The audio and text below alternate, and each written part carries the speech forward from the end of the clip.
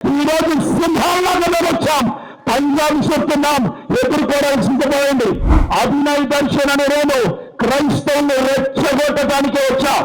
ఆయన మరణించిన తర్వాత ఆయన కంఠం ప్రతి ఇంటిలో కూడా మోగుతుంది. ఈరోజు ప్రతి ఇంటిలో మోగుతుంది. ఈరోజు ప్రపంచం మొత్తం ప్రవీణ్ పగడారు గారి స్వార్థలు వింటున్నారు. ఎంత దూరమైన పరిగెడతాం, ఎంత వరకైనా పోరాడతాం.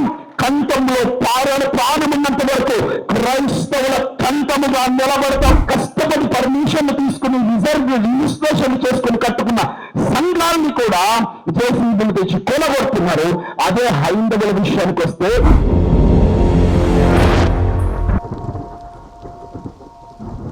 ఈ యొక్క జంతు నగరాల క్రైస్తవుల మెగా కాన్ఫరెన్స్ ఏర్పాటు చేయడానికంటే ముందు నేను అజయ్ బాబు డిస్కస్ చేసి తర్వాత నిర్ణయానికి వచ్చాం.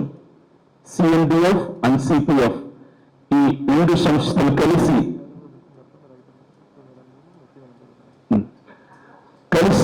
ఏర్పాటు చేశాం.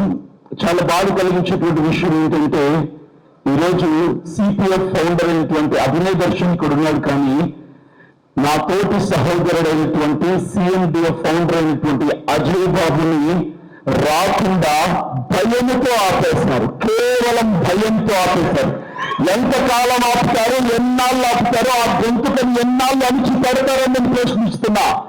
ఎంతకాలం ఆపలేరు. క్రైస్తవుల కంటమైనటువంటి ప్రవీణ్ పగడాల గారి గొంతుని కోసేశారు. ఈరోజు ఆ స్థానాన్ని భర్తీ చేయడానికి ఒక అజయ్ బాబు వచ్చాడు, ఒక అభినయ్ దర్శన్ వచ్చాడు, ఒక హర్ష కుమార్ గారు వచ్చారు, ఒక కేపాల్ గారు వచ్చారు. ఇంకా ఒకరు కాదు, ఇద్దరు కాదు, వందలు కాదు, వేల కాదు, లక్షల మంది లేస్తూనే ఉంటారు. ఇది చాలా సార్లు చెప్పని ఇప్పటికే ప్రవీణ్ పగడాల గారి మరణానికి ముందు క్రైస్తవులు వేరు, ప్రవీణ్ పగడాల గారి మరణం తర్వాత క్రైస్తవులు వేరని డే 1 కి చెప్తున్నా. అది ఇప్పటికి చెప్తున్నా. 4 సంవత్సరాల తర్వాత వచ్చిన ఎలక్షన్స్ లో అది ఏంటో క్రైస్తవులందరూ నిరూపించబోతున్నారు. ఖచ్చితంగా అది జరుగుతుంది. ప్రవీణ్ పగడాల గారిని చంపి సంఖ్యలు పుట్టుకుంటూ అంటున్నారు. ఒక గొంతుని కోసేసాము, ఆ క్రైస్తవులు చావ చచ్చి బతుకుతారు. ఇంకా భయపడి వెనకడు చేస్తారు. ఒకటే మాట చెప్తున్నారు, ఎవరికైనా సరే ఈ కుట్టులో పాలు పెంచుకున్న వాళ్ళందరికీ చెప్తున్నా, క్రైస్తవుడు అంటే భయం ఎరగని వాడు, క్రైస్తవుడు అంటే భయం పెరిగిన వాడు, క్రైస్తవుడు అంటే నిద్రపోతున్న సింహం వంటి వాడు. జవహర్ లాల్ నెహ్రూ గారు చెప్పారు, క్రైస్తవులు నిద్రపోతున్న సింహాల వంటి వాళ్ళుగా. తట్టి గోతి లేపకండి, లేచి పంజాబ్ చుట్టూ ఎదుర్కోవడం ఎవరి వల్ల కాదని ఈ రోజు క్రైస్తవులు నిద్రపోతుంటే తట్టి తట్టి తట్టి తట్టి లేపారు. ఈ రోజు సింహాలాగా మేము వచ్చాం. పంజాబ్ చెప్తున్నాం, ఎదుర్కోవడానికి సిద్ధపోయింది. నన్ను కొంతమంది అడిగారు ఏమనంటే, క్రైస్తవుని రెచ్చగొడుతున్నావా, క్రైస్తవుని రెచ్చగొడుతున్నావా? ఎస్, క్రైస్తవుని రెచ్చగొడుతున్నా. ఏమని తెలుసా? తిరగబడమని, ప్రభుత్వం తరగబడమని, రాళ్లు విసిరమని, తగలబెట్టమని, బస్సులు తగలబెట్టమని కాదు. నేనే కాదు, నా స్థానంలో నిలబడి ఎంతటి కోటీశ్వరుడు కానీ, ఎంతటి సేవకుడు కానీ చెప్పినా, మా క్రైస్తవులు చాలా మంచోళ్ళు సార్. మా చేతుల్లో రాళ్లు పట్టుకోవడం మాకు రాదు, మేము తిరగబడి గొడవలు చేయటం మాకు రాదు, కొట్లాడటం మాకు రాదు, బస్సులు తగలబెట్టడం మాకు రాదు, షాపుల అద్దాలు పగలగొట్టడం మాకు రాదు. మాకు తెలిసింది ఒకటే, ప్రేమతత్వం. ఈ ప్రేమతత్వంతోనే ప్రశ్నించబోతున్నాం. ఇది గుర్తుపెట్టుకోండి. క్రైస్తవులు రెచ్చగొడుతున్నామంటే రెచ్చగొడుతున్నా.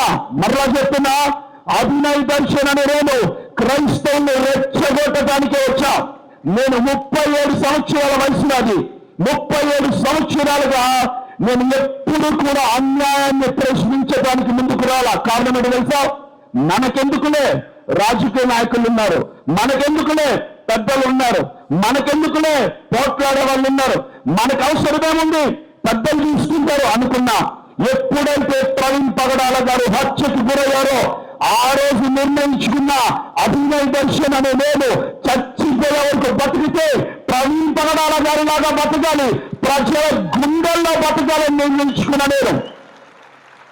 ఈరోజు చెప్పిన 20, 30, 40, 50 సంవత్సరాల నుంచి స్వార్థ ప్రకటిస్తున్న సేవకుల కంటే కూడా గొప్ప సేవకులు ఎవరు తెలుసా? అందరూ బ్రతికుండి సేవ చేసి స్వార్థ ప్రకటిస్తున్నారు. ప్రవీణ్ పగడాల గారు మరణించడానికి ముందు ఆయన చాలా తక్కువ మందికి తెలుసు, కానీ ఆయన మరణించిన తర్వాత ఆయన కంఠం ప్రతి ఇంటిలో కూడా మోగుతుంది ఈరోజు. ప్రతి ఇంటిలో మోగుతుంది ఈరోజు. ప్రపంచం మొత్తం ప్రవీణ పగడారు గారి స్వార్థలు వింటున్నారు, రక్షింపబడుతున్నారు. క్రైస్తవులు రెచ్చగొడుతున్నావా? రెచ్చగొడుతున్నా. ఏమన్నా తెలుసా? చావ చచ్చి బతుకుతున్న క్రైస్తవులారా, కాలి కింద చెప్పులాగా బతకటానికి అలవాటు పడిపోయిన క్రైస్తవులారా, రోషం చచ్చిపోయిన క్రైస్తవులారా, నోరుపోయిన క్రైస్తవులారా, ఇంకెంతకాలం తిరికల్లలాగా ఉంటారు? రండి, క్రైస్తవుల మీద జరుగుతున్న అన్యాయాన్ని ప్రశ్నించడానికి ఏకమై ఉద్యమం చేద్దాము అని రెచ్చగొడుతున్నా. అన్యాయాన్ని ప్రశ్నించమని రెచ్చగొడుతున్నా. క్రైస్తవులకి కావాల్సిందంటే తెలుసా? ప్రశ్నించే గొంతుక కావాలి. ఆ గొంతుని మూసేశారు, ఒక గొంతుని. ఇప్పుడు ప్రవీణ్ పగడాల గారి స్థానంలో ఒక అజయ్ బాబు నిలబడ్డాడు, ఒక అభినవ్ దర్శన్ నిలబడ్డారు. మాది ఉడుకు రక్తం, మాకు స్పీడ్ ఎక్కువ, మా బండికి బ్రేకులు వేయాలంటే తీసుకెళ్లిపోయి అరెస్ట్ చేయాల్సిందే తప్ప అంతకు మించి ఇంకేం చేయలేరు. ఈరోజు అజయ్ బాబు ఏటికి మీరు ఉండాల్సిన వాడు, మాట్లాడాల్సిన వాడు. రక్తం మరిగిపోతుంది అతనికి. గదిలో ఉన్నాడు, లైవ్ చూస్తున్నాడు.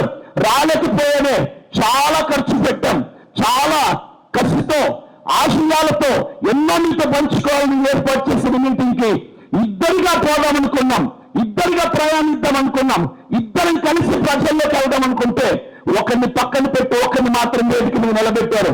ఖచ్చితంగా చెప్తున్నా, జూన్ నెల 7వ తారీఖు విశాఖపట్నంలో మరలా ఇదే రీతిగా సిఎండిఎఫ్ సిపిఎఫ్ తరఫున అజయ్ బాబు అభినవ్ దర్శన్ ఇద్దరు కూడా క్రైస్తవుల మెగా కాన్ఫరెన్స్ వైజాగ్ లో ఏర్పాటు చేయబోతున్నాం. ఎన్ని రోజులు ఆపుతారో, ఎంత కాలం ఆపుతారో ఆపండి. క్రైస్తవుల్ని రెచ్చగొడుతున్నా. ఏమని తెలుసా? అన్యాయాన్ని ప్రశ్నించండి, గొంతు విప్పండి. కాన్స్టిట్యూషన్ లో మనకున్నటువంటి హక్కులు తెలుసుకోండి సార్. ఎంతకాలం తెలియని బతుకులు బతుకుతారు. ఈరోజు ప్రభుత్వం నిన్ననే హైకోర్టు ఒకటి జీవో పాస్ చేసింది, ఒక చట్టం విడుదల చేసింది. ఎందుకు తెలుసా? ఎవడైతే సంఘానికి పోతాడో, ఎవడైతే బైబిల్ పట్టుకుంటాడో, ఎవడైతే క్రైస్తవుడు అనుకుంటాడో వాడు ఎస్సీ ఎస్టీ అట్రాసిటీ కేసు వర్తించదు అని హైకోర్టు తీర్పునిచ్చింది. ఎస్సీ ఎస్టీ కేసులు పెట్టడానికి లేదు. ఎవరికి తెలుసా? చర్చలకు వెళ్ళే వాళ్ళకి, క్రైస్తవులను చెప్పుకునే వాళ్ళకి, బైబిల్ పట్టుకుని తిరిగే వాళ్ళకి ఎస్సీ ఎస్టీ అట్రాసిటీ కేసు వర్తించదు అని. సార్, మేము నమ్మేది జ్యుడిషియల్ డిపార్ట్మెంట్ సార్, కోర్టును మేము నమ్ముతాం. అలాంటి చట్టాలే క్రైస్తవులకు ఈరోజు అన్యాయమైన తీర్పునిస్తే మేము మా కష్టాన్ని ఎవరికి చెప్పుకోవాలి? ఎక్కడ ఏడవాలి? మా కన్నులు తుడిచేటప్పుడు ఎవడొస్తారు? భూమి మీద ఎవడొస్తారు సార్?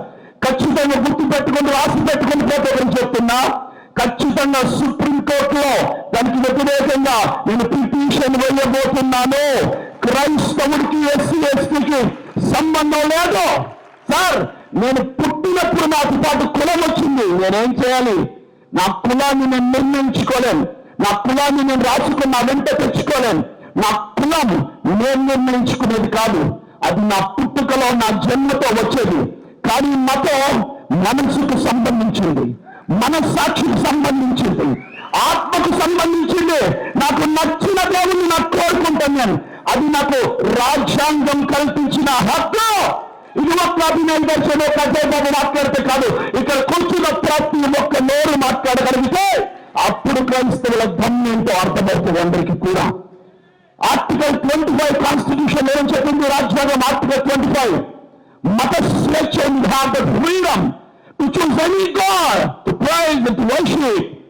ఆరాధించుకోవడానికి, పూజ చేసుకోవడానికి, భక్తి చేసుకోవడానికి ఏ మతాన్నైనా నేను స్వీకరించవచ్చు. మతం మారినంత మాత్రమే కులం మారాలని రూల్ లేదు. కొత్తగా కుల్స్ తీసుకొని వస్తున్నారు క్రైస్తవులకి వ్యతిరేకముగా. ఎందుకు సార్ క్రైస్తవులు అంటే అంత వివక్ష? ఎందుకు సార్ చట్టానికి క్రైస్తవులు అంటే అంత వివక్ష? ఈరోజు క్రైస్తవుల పరిస్థితి ఏంటో తెలుసా? భారతదేశంలో క్రైస్తవులు పరాయి వాళ్ళు అయిపోయారు, క్రైస్తవులు శత్రువులు అయిపోయారు, క్రైస్తవుల్ని అనాథాలు చేసి, క్రైస్తవులు పరాయి దేశస్తులను చేసి అవమానపరుస్తూ, కించపరుస్తూ మాట్లాడుతున్నారు. ఒకడు బైబిల్ పట్టుకోవాలంటే భయంతో చేస్తున్నాడు. ఈరోజు సువార్త ప్రకటించడానికి కరపత్రాలు పట్టుకుని రోడ్డు మీద నిలబడాలంటే భయంతో చేస్తున్నాడు. ఆ భయాన్ని తీసేయడానికే నాలాంటోడకుడు, అజయ్ బాబు లాంటోడకుడు యవ్వన కాలంలో వచ్చాం మేము, యవ్వన కాలంలో వచ్చాం మేము. ఎంత దూరమైన పరిగెడతాం, ఎంతవరకైనా పోరాడతాం. కంఠంలో ప్రాణమున్నంత వరకు క్రైస్తవుల కంఠముగా నిలబడతామని ప్రజాముఖంగా మీడియాముఖంగా నేను సెలవిస్తున్నాను. గుర్తుపెట్టుకోండి ఈ మాట. ఈరోజు నిన్నటి రోజున క్రైస్తవులకి క్రైస్తవులు అని చెప్పుకోవడానికి గర్వకారణం ఏముంది అని అడుగుతున్నాను. ఏముంది గర్వకారణం? నేను క్రైస్తవుని అని చెప్పుకోవడానికి ఏది కూడా లేదు. నిన్న అంబేద్కర్ కోనసీమ జిల్లాలో క్రీస్తులోనికి వచ్చారని, క్రైస్తవ మతం పుచ్చుకున్నారని 6 కుటుంబాలని కోనసీమ జిల్లాలో, అంబేద్కర్ కోనసీమ జిల్లాలో ఒక గ్రామంలో 6 కుటుంబాలని వాళ్ళని ఊరిలోంచి వెలివేశారు. కారణం ఏంటో తెలుసా? క్రైస్తవంలోనికి వచ్చారని ఊరిలోంచి వెలివేశారు. ఇది చెప్పుకోవాలన్న క్రైస్తవుడు ధర్మంగా? క్రైస్తవుడికి ప్రభుత్వం ఇస్తున్నటువంటి సన్మానం ఇది. నిన్నటి రోజున గోదావరికని రామగుండంలో, గోదావరికని తెలంగాణ గోదావరికనిలో 3 రోజుల క్రితం సువార్త కరపత్రాలు పట్టుకొని బస్ స్టాండ్ లో పబ్లిక్ లో ఒక వ్యక్తి కరపత్రాలు పంచుతుంటే ఒంటరిగా వెళ్ళిన ఒక వ్యక్తి, అతను ఒక సంఘంలో విశ్వాసి మాత్రమే, వెళితే 10 మంది మతోన్మాదులు వచ్చి అతన్ని అడ్డగించి ఆ కరపత్రాలు అతనితో చింపించారు. నేల మీద మోకాళ్ళు వేయించారు, ముక్కు నేలకు రాపించారు, బలవంతంగా కుంకుమ బొట్టు పెట్టించారు, బలవంతంగా దేవుడికి జై కొట్టించారు. ఇది సబబా? ఇది కరెక్టా? ఇంకొకసారి ఏ స్వార్థికుడైన కరపత్రాలు పట్టుకుని వెళ్ళటానికి ధైర్యం చేస్తాడా? అందుకే నేనేం చేశాను తెలుసా? అది జరిగిన మరుసటి రోజునే నిన్న నేను వెళ్ళి నా టీంతో వెళ్ళి అదే గోదావరి కనిలో, అదే బస్ స్టాండ్ లో, అదే పబ్లిక్ లో కరపత్రాలు పంచాను. ఆపవాళ్ళు ఉంటే రంగు అర్థం ఉంటాను వెళ్ళాను. వెళ్ళగాల ధైర్యం కోసం సువార్థికుడు భయపడ్డానికి వీలు లేదు. తండ్రి సన్నిధి పరిచర్యలు శాలం రాజన్న గారు మాట్లాడుతుంటే ముందు నేను చూస్తున్నా. తండ్రి సన్నిధి పరిచర్యకి 50,000 మంది సంఘం. అది ఆ పరిచర్యకి నీళ్లు రాకుండా ఆపేశారంట ప్రభుత్వం. క్రైస్తవులు అంటే అంత ప్రేమ గవర్నమెంట్కి, క్రైస్తవులు అంటే అంత ఇష్టం గవర్నమెంట్కి, క్రైస్తవులు అంటే అంత పిచ్చి గవర్నమెంట్కి. కుప్పంలో చంద్రబాబు నాయుడు గారు నియోజకవర్గం కుప్పంలో నిన్న సాయంకాలం సువార్త ప్రకటించడానికి 2 సహోదరులు అయితే సువార్థికులు 10 మంది మతోన్మాదులు కలిసి వాళ్ళని కుక్కల్ని కొట్టినట్టు కొట్టారు. అయినా ప్రభుత్వం ఏది పట్టనట్టుగా, ఏది గిట్టనట్టుగా చెవులు మూసుకొని కళ్ళు మూసుకొని మౌనం వహిస్తుంది. ఎందుకంటే క్రైస్తవులంటే ప్రభుత్వానికి అంత పిచ్చి, అంత ఇష్టం, అంత గౌరవం. 1 కాదు, 2 కాదు, 3 కాదు. మన VBS లో సార్ సమ్మర్ హాలిడేస్ అని VBS పెట్టి చర్చిలో 50-60 మంది పిల్లలకి చక్కటి మాటలు చెబుతుంటే అక్కడికి చొరబడి మతోన్మాదులు ఆ పేపర్లు చింపేసి, పుస్తకాలు చింపేసి రచ్చ చేసి అంటున్నారు. హైందవుల పిల్లల్ని తీసుకొని వచ్చి ఏంట్రా మీరు చెప్తున్నారు అంటే, నేనొకటే అంటున్నా, అలాంటి వాళ్ళందరికీ ఒకటే ప్రశ్న. నీకు దమ్ము ధైర్యం రోషమే కనుక ఉంటే నువ్వు అడగాల్సింది చర్చిలో పాస్టర్ని కాదురా, ఆ హైందవ పిల్లలని చెప్తున్నదే వాళ్ళ తల్లిదండ్రుల దగ్గరికి వెళ్ళి అడుగు. నువ్వు మగాడు అంటే ఎందుకు పంపించావు చర్చికి అని అడుగు. దమ్ముంటే అడుగు. నీ పిల్లల్ని చర్చిని పంపించదని అడుగు. నువ్వు నీకు చేత కాదు కాబట్టి అమాయకులైన పాస్టర్ల దగ్గరికి వచ్చి చర్చిల్లోకి వచ్చి మీ ప్రతాపాలు చూపించుకుంటున్నారు. ఈరోజు క్రైస్తవుడికి ఉన్నటువంటి స్వేచ్ఛ, స్వతంత్రం ఏంటో తెలుసా? భారతదేశంలో, ఈ భారతదేశం సెక్యులర్ కంట్రీ. ఏంటి? సెక్యులర్ కంట్రీ, అంతా సమానమే అన్నటువంటి కంట్రీలో భారతదేశంలో బతుకుతున్నటువంటి క్రైస్తవులంటే చాలా ప్రేమ గవర్నమెంట్ కి. ఆ ప్రేమతో ఏం చేస్తున్నారు తెలుసా? ఈరోజు చర్చిని కూలగొడుతున్నారు, బైబిల్స్ ని తగలబెడుతుంటే, సేవకుల్ని తన్నుతుంటే, సండే స్కూల్లో VBS లో పిల్లల్ని అడ్డుకుంటుంటే, బైబిల్ని నల్లట్ట పుస్తకమని, ఎడారి మతమని, ఎండిపోయిన శవమని, బూతుల పుస్తకమని ఎన్ని మాట్లాడినా చివరికి సొంత కట్టుకున్నటువంటి సొంత ఇంట్లో 4 కూడుకొని ప్రార్థన చేస్తుంటే కూడా పనికి మారిన వాడు, ముక్కు మొహం తెలియని వాడు ఎవడో వచ్చి ఎందుకురా ఇంట్లో ప్రార్థన చేస్తున్నావు అని అడిగినా, బైబిల్ తగలబెట్టినా, సంఘాలు కూల్చినా, సేవకులను కొట్టినా, చిన్నపిల్లలు VBS లకు వెళ్లకుండా అడ్డుకున్నా ప్రభుత్వం చూస్తూ మౌనంగా ఉంది. క్రైస్తవులంటే అంత ప్రేమ. నేను ఒక చెప్పనా, క్రైస్తవుడు ఈరోజు చచ్చిపోతే రేపు నువ్వు చేస్తావు, నేను చేస్తా.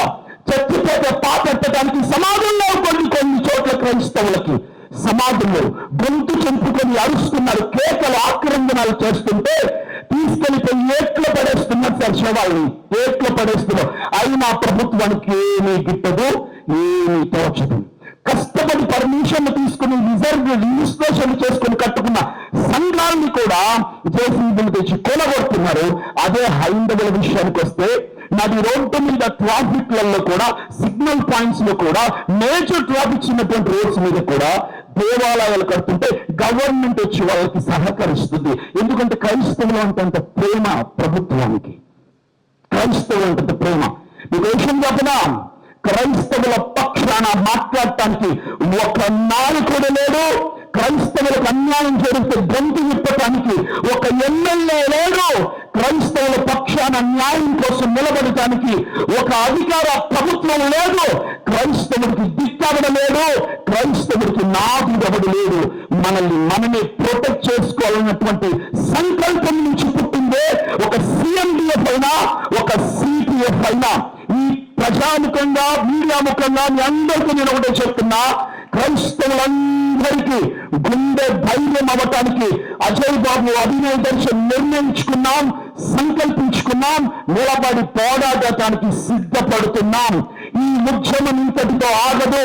ఇది వరకు రంజిత్ లోపేర్ గారు మాట్లాడుతూ ఆ మాట చెప్పారు, చాలా మంచి మాట. అది ఒకడు ప్రశ్నిస్తే అది ప్రశ్నించటం, 1000 మంది కలిసి ప్రశ్నిస్తే అది ఉద్యమం. మీరు నిలబడండి అన్నా మేము అనుకుంటాం, మీరు మాట్లాడండి అన్నా మేము చప్పట్లు కొడతాం. ఎవరికి కావాలి మీ చప్పట్లు, ఎవరికి కావాలి మీ ప్రోత్సాహం కాదు. మాతో కలిసి గొంతు విప్పండి, మాతో కలిసి అడుగులేయండి. రానున్న రోజుల్లో ప్రవీణ్ పగడాల గారి ఆశయాలను నెరవేర్చడానికి ఒక సిఎండిఎఫ్ ఉంది, ఒక సిపిఎఫ్ ఉంది, ఒక అజయ్ బాబు ఉన్నాడు, ఒక అభినయ్ దర్శన్ ఉన్నాడు. అన్న చాలా సార్లు చెప్తుంటే నేను విన్నాను, 10 చెప్తుంటే ఏమన్నా తెలుసా, సైనిక అథారిటీలో ప్రతి సెక్టర్ లో, in every sector Christian should be there. ప్రతి రంగంలో, ప్రతి సెక్టర్ లో క్రైస్తవుడు సంతకం పెట్టే స్థాయిలో ఉండాలి. ఈ రోజు క్రైస్తవుడు సంతకం పెట్టే అధికారం లేడు కాబట్టి మనము కాలు కింద చెప్పులు అవుతున్నాం, చెప్పు కింద మట్టి అవుతున్నాం, లెక్కలేని వాళ్ళకి చులకన చేయబడుతున్నాం. ఎలక్షన్స్ లో ప్రతిసారి మనము మోసపోతూనే ఉన్నాం. ప్రవీణ్ పగడాల గారి ఆశయం ఏంటో తెలుసా, అసెంబ్లీలో మన తరపున మాట్లాడటానికి ఒక క్రైస్తవుడు ఉండాలి, ఒక ఎమ్మెల్యే క్రైస్తవుడు ఉండాలి, ఒక ఎంపీ క్రైస్తవుడు ఉండాలి, ఒక ముఖ్యమంత్రి క్రైస్తవుడు ఉండాలి, ఒక ప్రధానమంత్రి క్రైస్తవుడు ఉండాలి. భయం మనకెందుకు సార్ రాజకీయాలు, మనకెందుకు సార్ ఎమ్మెల్యే సీట్లు, మనకెందుకు సార్ సర్పంచులు, ఇలాంటి చేత కాని మాటలు మాట్లాడడం వల్లే క్రైస్తవులంటే ఈరోజు సమాజంలో లోకమైపోయింది.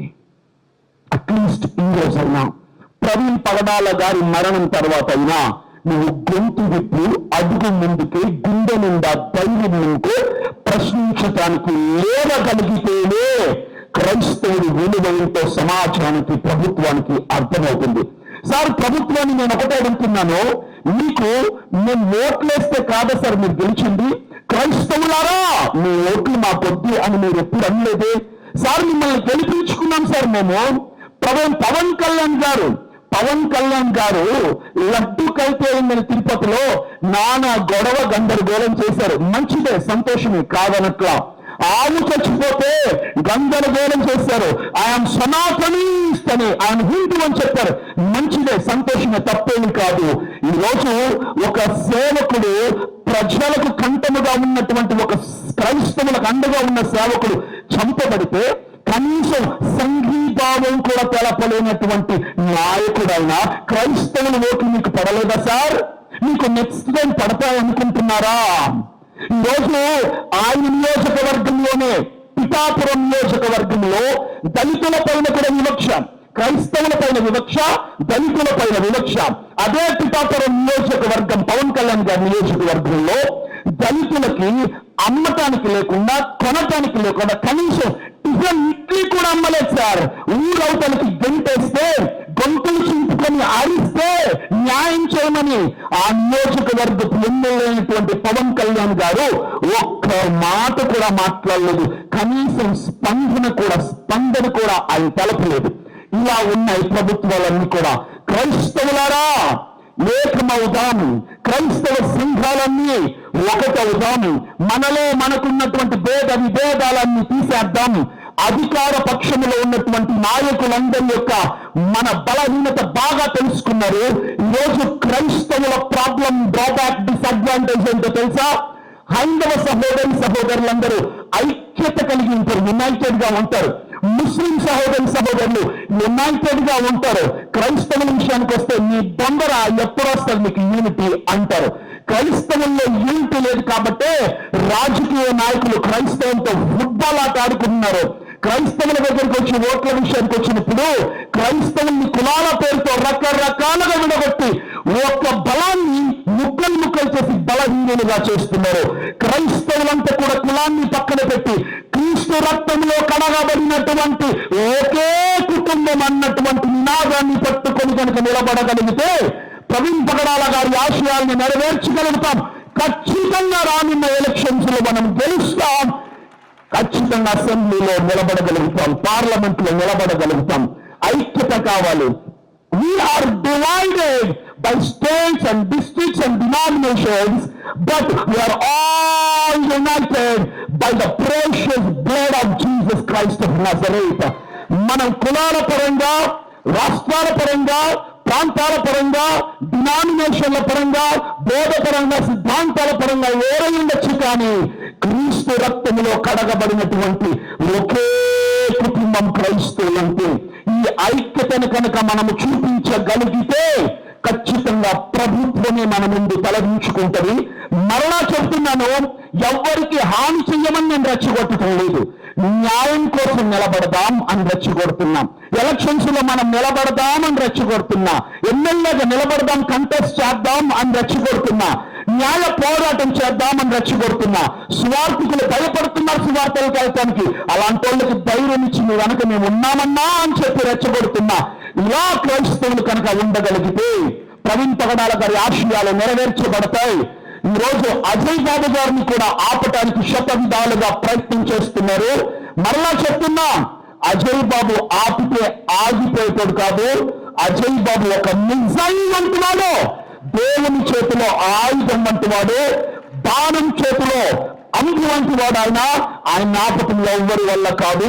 ఖచ్చితంగా వస్తాం న్యాయ పోరాటం చేయటానికి, హాని తలపెట్టడానికి కాదు, ప్రభుత్వాల మీద తిరగబట్టడానికి కాదు. మేము ప్రభుత్వాలని గౌరవిస్తాం, కానీ క్రైస్తవుల మీద, దళితుల మీద చూపుతున్నటువంటి వివక్ష మీద మాత్రం మేము పోరాడతాం, ప్రశ్నిస్తాం. ప్రశ్నించటం మా హక్కు. Questioning is our right. క్రైస్తవులారా, ప్రశ్నించటానికి పూనుకోనండి, మాతో మీ కంఠాన్ని కలపండి. 2 నెలల క్రితం సిపిఎఫ్ నేను ప్రారంభించా. ఎంతమంది ఇక్కడ సిపిఎఫ్ సభ్యులు ఉన్నారు? చేతులు ఎత్తుతారా? సిపిఎఫ్ లో ఉన్నటువంటి సభ్యులు. Okay, thank you. ఎంతమంది హైదరాబాద్ కాకుండా అవుట్ ఆఫ్ స్టేషన్ నుంచి వచ్చిన వాళ్ళు ఉన్నారు? చేతులు ఎత్తుతారా? హైదరాబాద్ కాకుండా బయట ప్రాంతాల నుంచి వచ్చిన వాళ్ళు. చాలా థ్యాంక్స్ మీ అందరికీ. అజయ్ బాబు యొక్క ఇన్విటేషన్ తీసుకొని నా ఇన్విటేషన్ మన్నించి మీరు వచ్చినందుకు. మీరు సిపిఎఫ్ లో జాయిన్ అవ్వాలనుకుంటే నేను ఒక నంబర్ చెప్తాను. ఆ నంబర్ కి మీరు హాయ్ అని టెక్స్ట్ చేయండి. సిపిఎఫ్ లో మీరు మెంబర్ అవుతారు. ఖచ్చితంగా కలిసి కట్టుగా ఈ రోజుతో ఎందు కాదు, ఇది ముగింపు కాదు, ఇది ఆరంభం మాత్రమే. దీనికి ముగింపు లేదు. మా ప్రాణాలు పోయే వరకు న్యాయపక్షంగా నిలబడతాం. మా దేవుడు మాకు అండగా ఉన్నాడు. మా దేవుని అండ తీసుకొని మేము ముందుకు వెళ్తాం. ఒక నంబర్ చెప్తే నోట్ చేసుకుని దానికి వాట్సాప్ లో హాయ్ అని పెట్టండి. సిపిఎఫ్ లో జాయిన్ అనుకున్న వాళ్ళందరూ 6301945936 6301945936.